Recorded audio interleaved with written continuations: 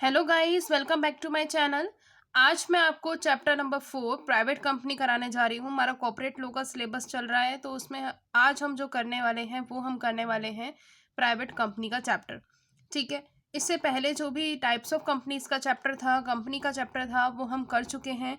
अगर आपने नहीं देखा है वो वीडियो तो प्लेलिस्ट की लिंक मैं आपको डिस्क्रिप्शन बॉक्स में दे दूँगी, तो आप वहाँ से जाकर देख सकते हैं। और जो हमने टाइप्स ऑफ कंपनीज का चैप्टर किया था उसमें किस तरह के क्वेश्चंस आते हैं, आपको किस तरह से अटैम्प्ट करना है, मैंने सब कुछ वहाँ पे वीडियो में समझा रखा है। तो आप ढंग से पूरी वीडियो देखना, स्किप मत करना। ठीक है, चलिए आइए स्टार्ट करते हैं हमारा जो चैप्टर है प्राइवेट कंपनी का। इससे पहले अगर अभी तक आपने चैनल को सब्सक्राइब नहीं किया है तो सब्सक्राइब कर दीजिए कि आने वाली न्यू वीडियोज़ की नोटिफिकेशन आपको टाइम पर मिल जाए। अगर आपको वीडियो पसंद आता है तो लाइक भी कर दीजिए, शेयर करिए और कमेंट करिए। चलिए अब देखते हैं हमारा प्राइवेट कंपनी क्या होता है। अब देखिए, प्राइवेट कंपनी एक ऐसा फॉर्म ऑफ कंपनी है जिसमें जो पर्सन्स होते हैं, जो पार्टनर्स होते हैं, उनकी जो लायबिलिटी होती है वो लिमिटेड होती है। अब इस चैप्टर में हम क्या क्या देखेंगे, एक तो यहाँ पे ये देखेंगे कि प्राइवेट कंपनी और पब्लिक कंपनी के बीच में क्या डिफरेंस है। दूसरा हम ये देखेंगे कि लीगल राइट्स क्या होते हैं प्राइवेट कंपनी के, क्या उनको अधिकार दिए गए हैं। तीसरा हम ये देखेंगे कि अगर प्राइवेट कंपनी पब्लिक कंपनी के अंदर कन्वर्ट कराना चाहती है तो वो किस तरह से करा सकती है। फोर्थ हम ये देखेंगे कि अगर पब्लिक कंपनी को आप प्राइवेट कंपनी के अंदर जो है कन्वर्ट कराना चाहते हैं तो वो किस तरह से करा सकते हो। दूसरा कि जो प्राइवेट कंपनी होती है उनको दो तरह के एडवांटेजेस होते हैं। पहला एडवांटेज होता है उनको कंपनी का, और दूसरा एडवांटेज होता है पार्टनरशिप का। यानी एक तरीके से प्राइवेट कंपनी को दोनों चीज़ों के एडवांटेजेस मिल जाते हैं। अब देखिए कि हमारा जो डेफिनेशंस है प्राइवेट कंपनी का। अब देखो, जो प्राइवेट कंपनी होती है ना, उसका मिनिमम पेड अप कैपिटल जो होता है वो हमेशा 1 लाख रुपीज़ होना चाहिए या उससे ज़्यादा होना चाहिए। ठीक है, जो भी वो अपने आर्टिकल्स के अंदर, अपने मेमोरेंडम्स के अंदर जो है जितने भी रूल्स रेगुलेशंस वो अपने बताएगी उतना ही होना चाहिए। यहाँ पे जो उनके आर्टिकल्स हैं, अगर उनके आर्टिकल्स के अंदर उन्होंने लिखा है कि 1 लाख मिनिमम, तो होना ही है। मैक्सिमम कितना भी हो सकता है, तो 1 लाख की तो कैपिटल उनको चाहिए ही चाहिए एज अ प्राइवेट कंपनी। उसके बाद अब देखिए कि यहाँ पे 1 लाख रुपीज़ और higher paid up capital as में be prescribed and by its articles. एक तो आर्टिकल के द्वारा और क्या होना चाहिए, right of its member to transfer shares. Share जो ट्रांसफर करते हैं मेंबर्स, उनका राइट भी वहाँ पे रेस्ट्रिक्ट होना चाहिए। क्योंकि यहाँ पे क्या होता है कि आप जो प्राइवेट कंपनी के पार्टनर्स होते हैं, जो मेंबर्स होते हैं, वो अपने शेयर्स को ट्रांसफ़र नहीं कर सकते। बट अगर वो चाहते हैं कि ट्रांसफ़र करना है तो वो भी इसके अंदर होने चाहिए, पहले से ही लिखा होना चाहिए आर्टिकल्स के अंदर। उसके बाद यहाँ पे ये है कि except in case of 1 person company limit the number of members its members to 200 which does not include. अब यहाँ पे मिनिमम मेंबर्स तो यहाँ पे 2 होते हैं, ताकि फिर 200 तक जो है मैक्सिमम लिमिट होती है मेंबर्स की। अब यहाँ पे देखिए कि कौन कौन से यहाँ पे मेंबर्स इंक्लूड नहीं होंगे अगर 200 क्रॉस नहीं करने चाहिए, यानी लिमिट जो है 200 हो जाती है। तो जो 200 है उसके अंदर कौन कौन से मेंबर्स जो हैं वो इंक्लूड नहीं होते हैं, यहाँ पे ये बता रखा है। पहला है कि वो मेंबर्स जो कि एम्प्लॉयज़ हैं या मेंबर्स हैं कंपनी के, वो यहाँ पे इंक्लूड नहीं होंगे, विच डज नॉट इंक्लूड बोला हुआ है। दूसरा है कि members who while they were employees of the company were also its members and continue to be its members after leaving its employment। जैसे वो एम्प्लॉयज़ थे कंपनी के, अब उन्होंने मेंबरशिप ले ली और मेंबर्स बन गए हैं कंपनी के, अब उन्होंने एम्प्लॉयमेंट छोड़ दी है, तो भी वो इसके अंदर जो है इंक्लूड नहीं होंगे। जहाँ पे where 2 or more person hold 1 or more shares in a company jointly. यानी क्या किया है, जैसे मान लो मैंने एक कंपनी के अंदर मेंबर हूँ, मैंने उसके कंपनी के जो शेयर्स हैं वो एक से ज़्यादा ले रखे हैं। मान लो मैंने 5 शेयर ले रखे हैं। अब मेरे को अलग अलग 5 पर्सन के अकॉर्डिंग नहीं गिना जाएगा, सिर्फ एक ही पर्सन के अकॉर्डिंग ट्रीट किया जाएगा, सिंगल आइडेंटिटी ट्रीट किया जाएगा मुझे, कि हाँ आप ही नहीं तो 5 शेयर लिए हैं, कोई अदर पर्सन थोड़ी ना अलग अलग कि 5 शेयर्स मैंने तो लिए हैं। तो इस वजह से यहाँ पे यही बोला है कि कोई भी एक पर्सन अगर ज़्यादा शेयर ले लेता है लेकिन फिर भी उसको एक सिंगल मेंबर की तरह ही ट्रीट किया जाएगा, बाकी जो 4 शेयर्स हैं उसको अलग मेंबर नहीं माना जाएगा। ठीक है। अब नेक्स्ट है कि prohibits any invitation to the public to subscribe for any securities of the company. यहाँ पे ये भी प्रोहिबिट होता है कि जो पब्लिक है आप उनसे अपने शेयर्स के लिए, अपनी सिक्योरिटीज़ के लिए सब्सक्राइब कराने की इनविटेशन दे सकते हैं। अब पब्लिक कंपनी क्या करती है, इनविटेशन देती है, पर यहाँ पे प्राइवेट कंपनी के पास ये भी राइट जो है प्रोहिबिट होता है बाय इट्स आर्टिकल्स। अब देखो यहाँ पे मिनिमम जो नंबर ऑफ मेंबर्स होते हैं प्राइवेट कंपनी के अंदर वो 2 होने चाहिए और मैक्सिमम 200 होने चाहिए। और एक चीज़ और मैंडेटरी है प्राइवेट कंपनी के लिए कि अगर वो जब भी प्राइवेट कंपनी खोलेगी तो उसको प्राइवेट लिमिटेड लास्ट में लिखना पड़ेगा। ठीक है। जैसे कंपनीज होती हैं जो आपकी पब्लिक कंपनी होती है उनको जो है लिमिटेड लगाना बहुत कंपलसरी होता है। इसी तरह से जो प्राइवेट कंपनी होती है उनको प्राइवेट लगाना कंपलसरी होता है। और ये प्राइवेट कैसे लगाती हैं, इनका एक शॉर्ट फॉर्म होता है जिसको हम बोलते हैं पीवीटी। पीवीटी, ठीक है, प्राइवेट। अब देखिए इससे ना डिफरेंस पता लग जाता है कि कौन सी कंपनी पब्लिक कंपनी है और कौन सी कंपनी जो है वो प्राइवेट कंपनी है। नेक्स्ट है आपका की characteristics of a private company. Private company के क्या क्या करेक्टरिस्टिक्स हैं। सबसे पहला है restriction on the transfer of shares. Transfer of shares पर उनको रेस्ट्रिक्शन होता है, वो अपने शेयर्स को ट्रांसफर नहीं कर सकते हैं। अब यहाँ पे जो भी शेयर्स हैं उनको ट्रांसफर तो नहीं कर सकते हैं, फ्रीली ट्रांसफर नहीं कर सकते, बट अगर आर्टिकल्स में मेंशन है, अगर उनको थोड़ा बहुत भी राइट है कि आप कर सकते हो तो आर्टिकल्स में मेंशन कराना पड़ता है। अब यहाँ पे देखिए ये वाली जो लाइन है बहुत इंपॉर्टेंट है। In other words the holder of shares can not transfer the share at his will. अपनी मर्जी से वो ट्रांसफर नहीं कर सकते, but the shares can certainly be transferable according to the conditions stated in the company's articles of association, like the shares can only be transferred to other members of the company, or the price of share need to be fixed with the concurrence of other members of company. यानी यहाँ पे जो है shares transfer किए जा सकते हैं अगर आर्टिकल्स ऑफ एसोसिएशन में लिखा है। मेन बात आप समझिए, वैसे वो ट्रांसफ़र नहीं कर सकते, बट उनके अगर आर्टिकल्स में लिखा हुआ है कंपनी के कि हाँ ये वाले शेयर्स जो हैं हम अपने दूसरे मेंबर को ट्रांसफ़र कर सकते हैं, तो मतलब उनके पास एक राइट बन जाता है कि हाँ आप ट्रांसफ़र कर सकते हो। फिर है रेस्ट्रिक्टेड मेंबरशिप। अब यहाँ पे मेंबरशिप रेस्ट्रिक्टेड होती है। अब अगर आप पब्लिक कंपनी की बात कहेंगे तो मिनिमम जो नंबर ऑफ मेंबर्स होते हैं पब्लिक कंपनी के अंदर वो 7 होते हैं, लेकिन यहाँ पे प्राइवेट कंपनी के अंदर जो मेंबर्स होते हैं वो मिनिमम 2 होते हैं और मैक्सिमम 200 होते हैं। और उसमें कौन कौन से मेंबर्स इंक्लूड नहीं होते हैं ये भी अभी हमने पढ़ा था डेफिनेशन के अंदर, कि वो मेंबर्स नहीं होते जो कंपनी के एम्प्लॉयज़ हैं, या फिर वो मेंबर्स भी नहीं इंक्लूड होते हैं जो कि एम्प्लॉयज़ भी हैं साथ साथ मेंबर्स भी हैं, और अब वो जो है मेंबर्स ही बन गए हैं, वो और एम्प्लॉयज़ नहीं रहे। ठीक है। फिर नेक्स्ट है restriction to issue invitation to public. अब यहाँ पे रेस्ट्रिक्शन भी होता है कि आप पब्लिक को इनवाइट नहीं कर सकते हो जब आप अपने शेयर्स को या अपनी सिक्योरिटीज़ को सेल करना चाह रहे हैं, तो आप उनको सब्सक्राइब नहीं करा सकते पब्लिक को इनवाइट करके। अब यहाँ पे देखिए private company has to arrange for the requirement capital.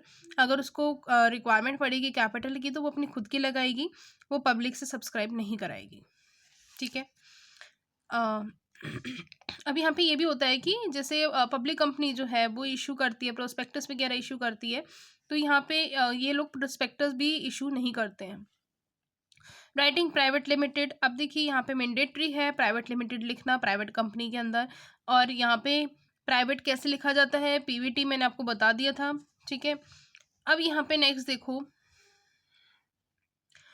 Expression in articles. Articles के अंदर एक्सप्रेशन करना, यानी अगर जो प्राइवेट कंपनी है अगर वो एक्सपैंड कराना चाहती है तो वो अपने आर्टिकल्स में एक्सपैंड कैसे करा सकती है। देखो restrict the right of the shares. अब यहाँ पे शेयर्स का राइट जो है वो रेस्ट्रिक्ट है। आर्टिकल्स के अंदर ही अपने आप ही मेंटेन रहना चाहिए कि आपके जो हैं आप शेयर्स नहीं जो है ट्रांसफ़र कर सकते हो।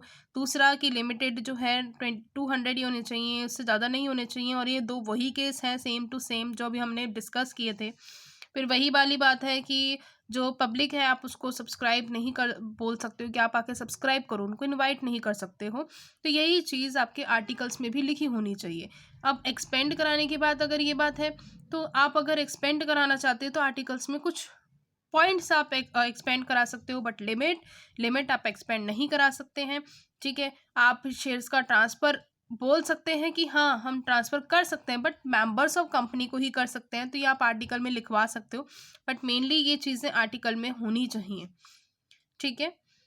जो हमारा नेक्स्ट जो टॉपिक आता है वो हमारा आता है difference between a private company and a public company. सबसे पहला जो डिफरेंस आता है वो आता है नंबर ऑफ़ मेंबर्स के ऊपर। नंबर ऑफ़ मेंबर्स में क्या होता है कि मिनिमम जो नंबर ऑफ़ मेंबर्स होते हैं प्राइवेट कंपनी में वो 2 होते हैं और मैक्सिमम जो होते हैं वो 200 होते हैं। इसके अंदर प्रेजेंट और पास्ट वाले एम्प्लॉयज़ नहीं होते, यानी जो अभी मेंबर्स हैं वो नहीं होंगे, जो पुराने मेंबर्स रह चुके हैं वो भी यहाँ पे इंक्लूड नहीं होंगे।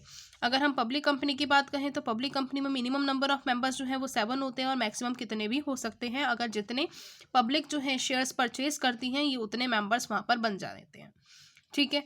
अब देखो मिनिमम पेड अप कैपिटल कितनी होती है, 1 लाख होती है। 1 लाख से आप ज़्यादा कर सकते हो बट मिनिमम जो है 1 लाख आपको जो है कैपिटल लगानी ही पड़ेगी as a private company. Next जो है जो आपकी पब्लिक कंपनी है उसके अंदर मिनिमम जो पेड अप कैपिटल होती है वो 5 लाख रुपीज़ होती है। फिर इनविटेशन टू पब्लिक, इनविटेशन की पब्लिक की बात कहें तो यहाँ पे प्राइवेट कंपनी का मैंने आपको बताया कि आप जो है प्राइवेट कंपनी में अगर ओनर हैं तो इनवाइट नहीं कर सकते हैं पब्लिक को, और अपनी जो कैपिटल अरेंज करेंगे वो अपने खुद के सोर्सेज से करेंगे या आप लोन ले सकते हो बट पब्लिक को इनवाइट नहीं कर सकते हो। ठीक है। उसके बाद जो है पब्लिक कंपनी वो अपने जितनी भी कैपिटल है वो खुद की भी लगाती है, साथ में वो क्या करती है पब्लिक को भी इनवाइट करती है, डिबेंचर्स इशू कर सकती है। ठीक है। तो उसके पास ये सारे राइट्स जो हैं होते हैं कैपिटल को अरेंज करने के लिए, वो पब्लिक से सब्सक्रिप्शन भी लेती है। अब उसके बाद जो है नेक्स्ट वो है हमारा allotment of shares. Shares allot नहीं किए जा सकते। अब देखो यहाँ पे क्या होता है कि प्राइवेट कंपनी जो है अपने शेयर्स इमीडिएटली अलॉट कर सकती है जैसे ही इनकॉर्पोरेशन का सर्टिफिकेट मिल गया, लेकिन पब्लिक कंपनी जो है अपने शेयर्स अलॉट नहीं कर सकती पब्लिक को। नेक्स्ट होता है कमेंसमेंट ऑफ बिजनेस। अब देखो इनको कमेंसमेंट ऑफ बिजनेस जो है वो इमीडिएटली जैसे ही रिसीव हुआ सर्टिफिकेट ऑन इनकॉर्पोरेशन उसके बाद ये अपना बिजनेस बढ़ा सकती हैं यानी चला सकती हैं। कमेंसमेंट का मतलब है कि बिजनेस स्टार्ट करने की बात है। अगर प्राइवेट कंपनी जो है उसको एक सर्टिफिकेट ऑफ इनकॉर्पोरेशन मिल गया तो अपना बिजनेस स्टार्ट कर सकती हैं। यहीं अगर पब्लिक कंपनी की बात कहें जब तक उनको ऑफिशियल लेटर नहीं मिलेगा कमेंसमेंट का तब तक वो नहीं स्टार्ट करेंगी। ठीक है। इनको जैसे ही सर्टिफिकेट मिल गया इनकॉर्पोरेशन का वो स्टार्ट कर लेंगी, लेकिन यहाँ पे इनकॉर्पोरेशन होने के बावजूद जो पब्लिक कंपनी है वो अपना बिजनेस स्टार्ट नहीं कर सकती जब तक उनको एक ऑफिशियल लेटर नहीं मिल जाता है कमेंसमेंट का। ठीक है। कमेंसमेंट लेटर उनके पास आना चाहिए। नेक्स्ट है इशू ऑफ प्रोस्पेक्टस। जो प्राइवेट कंपनी है वो प्रोस्पेक्टस इशू नहीं करती, या फिर जो statement in lieu of prospectus होता है कि एक स्टेटमेंट आप बना के दे देते हैं कि हमारे हमारी कंपनी के अंदर ये होता है, तो वो statement of in lieu of prospectus भी इशू नहीं कर सकती हैं। बट जो पब्लिक कंपनी है वो इसको इशू करती ही करती हैं इसकी एब्सेंस में, क्योंकि ये उनको इशू करना पड़ता है, नेसेसरी डॉक्यूमेंट रहता है इनका। नेक्स्ट है ट्रांसफ़र ऑफ शेयर्स। अगर ट्रांसफ़र ऑफ शेयर की बात कहें तो वो रेस्ट्रिक्टेड होता है और यहाँ पे जो है रेस्ट्रिक्टेड नहीं होता। पर्सन्स जो हैं पब्लिक कंपनी के जो मेंबर्स हैं वो अपनी मर्जी से उन शेयर्स को ट्रांसफ़र कर सकते हैं। फिर नेक्स्ट है प्रिपरेशन ऑफ आर्टिकल्स। आर्टिकल्स को प्रिपेयर करने की बात कहें तो प्रिपरेशन ऑफ आर्टिकल यहाँ पे मैंडेटरी होता है प्राइवेट कंपनी के लिए। यहाँ पे कंपल्सरी नहीं होता आर्टिकल्स। आर्टिकल्स जो है वो रजिस्टर्ड नहीं होते, वो सिर्फ शेड्यूल टेबल जो है उनका एप्लीकेबल किया जाता है, उनके ऊपर लगाया जाता है, अप्लाई किया जाता है, एक शेड्यूल बने पब्लिक कंपनी के ऊपर। तो यहाँ पे आर्टिकल्स मैंडेटरी होते हैं, यहाँ पे आर्टिकल्स मैंडेटरी नहीं होते हैं। नेक्स्ट है issue of bearer share warrant. अब ये देखो शेयर वारंट क्या होता है, शेयर सर्टिफिकेट में से नाम हटा दो। अब इसका मतलब क्या है ध्यान से सुनिएगा। ये जो बियरर डिबेंचर्स बोलते हैं ना, आपने पढ़ा होगा बियरर डिबेंचर्स जो होते हैं, इसी तरह से बियरर शेयर वारंट होते हैं जहाँ पे कंपनी क्या करती है जो इनका नाम पे है मेंबर्स जो हैं उनके नाम को हटा देती है कि आसानी से ट्रांसफ़र हो जाए। ठीक है। अब ये काम जो है पब्लिक कंपनी करती है कि नाम ही नहीं लिखो उन शेयर्स वारंट के ऊपर, नाम ही मत लिखो आप, जिसको भी किसी दूसरे पर्सन को ट्रांसफ़र करना होगा वो ट्रांसफ़र कर देगा। तो ये होता है कि अगर नाम ही नहीं लिखा हुआ है तो रजिस्टर्ड के अंदर दोबारा नाम चढ़ाने की ज़रूरत नहीं पड़ती, तो वो आराम से ईजिली ट्रांसफ़र हो जाते हैं। लेकिन यहाँ पे अगर हम प्राइवेट कंपनी की बात करें तो वो ऐसे शेयर्स को इशू कर ही नहीं सकती है, बट पब्लिक कंपनी जो है वो इशू करती है इन शेयर्स को if the shares of the company are fully paid. अगर शेयर्स कंपनी के फुली पेड अप हैं तब ही करेगी, अदरवाइज इस ये भी नहीं करेगी। ये एक लिमिटेशन है, यहाँ पे एक रेस्ट्रिक्शन है कह सकते हो कि अगर शेयर्स जो हैं कंपनी के फुली पेड अप हैं तभी आप जो है बियरर शेयर वारंट को ट्रांसफ़र या बियरर वारंट को इशू कर सकते हो, बट अदरवाइज नहीं कर सकते। ठीक है। फिर है नंबर ऑफ डायरेक्टर्स। यहाँ पे जो नंबर ऑफ डायरेक्टर्स होते हैं पब्लिक कंपनी के वो आपके 2 डायरेक्टर्स एटलीस्ट होने चाहिए और पब्लिक कंपनी के 3 डायरेक्टर होने चाहिए। ये प्राइवेट कंपनी के 2 एंड पब्लिक के 3। नेक्स्ट है क्वालिफिकेशन शेयर्स। क्वालिफिकेशन शेयर्स जो हैं यहाँ पे डायरेक्टर्स का मैंडेटरी नहीं होता, बट यहाँ पे क्वालिफिकेशन शेयर्स जो हैं यहाँ पे मैंडेटरी होते हैं डायरेक्टर्स के। Increase in number of directors, directors जो हैं विदाउट परमिशन ऑफ गवर्नमेंट आप इंक्रीज नहीं कर सकते, बट यहाँ पे भी यही बात है, यहाँ पे आपको नॉर्मल गवर्नमेंट की लेनी पड़ेगी, यहाँ पे भी जो है आप परमिशन लेनी पड़ेगी सेंट्रल गवर्नमेंट की, ठीक है। अगर यहाँ पे स्टेट गवर्नमेंट की भी लेते हो तो भी चलेगा, बट यहाँ पे आपको सेंट्रल गवर्नमेंट की ही परमिशन लेनी पड़ेगी, आप तब इंक्रीज नहीं कर सकते हो नंबर ऑफ शेयर्स को, सॉरी नंबर ऑफ डायरेक्टर्स को। नेक्स्ट है लोन टू डायरेक्टर्स। अब यहाँ पे ज़रूरी नहीं होता प्राइवेट कंपनी को कि पहले ही परमिशन ले सेंट्रल गवर्नमेंट से। It is not necessary for a private company to get prior permission of the central government to give loan to its directors, ज़रूरी नहीं होता, बट यहाँ पे अगर आप डायरेक्टर्स को लोन दे रहे हो तो आपको परमिशन लेनी पड़ेगी सेंट्रल गवर्नमेंट की, तभी आप किसी डायरेक्टर को लोन दे सकते हो। नेक्स्ट है retirement of directors bye rotation. अब यहाँ पे जो है ये लॉ के द्वारा रिक्वायर्ड ही नहीं होता, जो डायरेक्टर्स हैं प्राइवेट कंपनी के वो रिटायर होते हैं बाय रोटेशन। और यहाँ पे अगर हम बात करें पब्लिक कंपनी की तो 1/3 ऑफ द डायरेक्टर्स जो हैं वो पब्लिक कंपनी के ज़रूरी होते हैं कि रोटेशन से ही रिटायर हों। अभी रोटेशन से रिटायर होने का क्या मतलब है कि पहले पोस्ट के अकॉर्डिंग होगा, ठीक है। पहले एक जो ज़्यादा एज्ड पर्सन है उसको मिलेगी, फिर नेक्स्ट एज्ड पर्सन को मिलेगी, इस तरह से जो है रिटायरमेंट होता है। नेक्स्ट है filling of documents, documents fill करने की। अगर प्राइवेट कंपनी को जो है क्या क्या सबमिट करने की ज़रूरत नहीं होती है रजिस्ट्रार ऑफ कंपनीज को, देखो लिस्ट ऑफ डायरेक्टर सबमिट करने की ज़रूरत नहीं होती है, कंसल्ट ऑफ डायरेक्टर नहीं होती है, फिर कॉपी जो होती है कॉन्ट्रैक्ट की डायरेक्टर्स के साथ वो भी सबमिट करने की जो है ज़रूरत नहीं होती है। बट अगर हम बात कहें इनकॉर्पोरेशन के टाइम पर ही पब्लिक कंपनी को ये सारे डॉक्यूमेंट सबमिट करने पड़ते हैं, अगर ये कंपनी जो है सबमिट नहीं करेगी तो इनका इनकॉर्पोरेशन सर्टिफिकेट भी नहीं आएगा रजिस्ट्रार ऑफ कंपनीज के तरफ से। नेक्स्ट है शेयर कैपिटल। अगर हम शेयर कैपिटल की बात कहें तो वही सेम बात है कि 1 लाख की होनी चाहिए शेयर कैपिटल, और यहाँ पे 5 लाख की होनी चाहिए पब्लिक कंपनी के अंदर, ठीक है।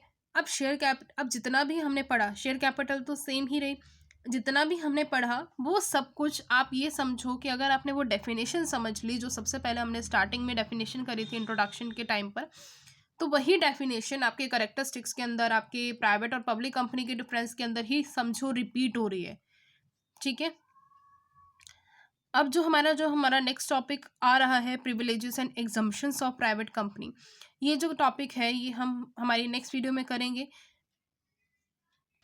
जाने से पहले अगर वीडियो आपको पसंद आया हो तो लाइक करते हुए जाएं, चैनल को शेयर करें, सब्सक्राइब करें, कमेंट करके बताएं कि आज का सेशन कैसा रहा। और भी अगर किसी और चैप्टर से रिलेटेड आपको चाहिए, कोई और सब्जेक्ट से रिलेटेड अगर आपको वीडियो चाहिए तो वो भी आप मुझे कमेंट में बता सकते हैं। कोई डाउट है वो भी आप कमेंट में बताइए, ठीक है। तो हम मिलते हैं नेक्स्ट वीडियो में, बाय बाय।